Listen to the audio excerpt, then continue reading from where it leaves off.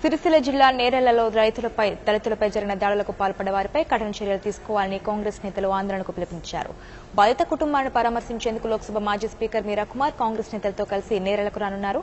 దీనిపై సభ నిర్వహించుటకు కలెక్టర్ను అనుమతి కోరగా నిరాకరించారు. దీంతో పోలీసులు కాంగ్రెస్ నాయకులను అడ్డుకోవడానికి భారీ బందోబస్తు ఏర్పాటు చేశారు. ఈ నేపథ్యంలో రాజన్న సిరిసిల్ల జిల్లాకు బయలుదేరిన నాయకులను సిద్దిపేటలోనే హౌస్ అరెస్టులు చేశారు.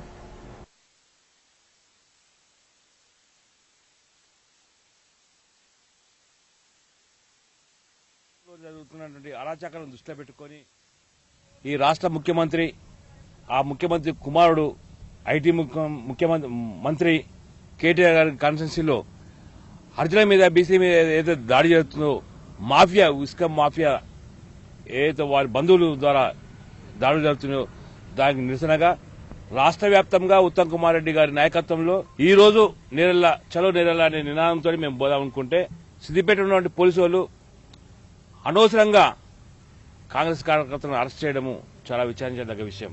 ప్రజాస్వామ్య పద్దతిలో, ప్రజాస్వామ్య దేశంలో, ప్రజాస్వామ్య రాష్ట్రంలో ఎలాంటి మేము ఇబ్బందులు కలగకుండా, ఎవరికి ఇబ్బందులు కలగకుండా ప్రజలకు గానీ పోలీసులకు గానీ. For more updates please subscribe 99 TV Telugu.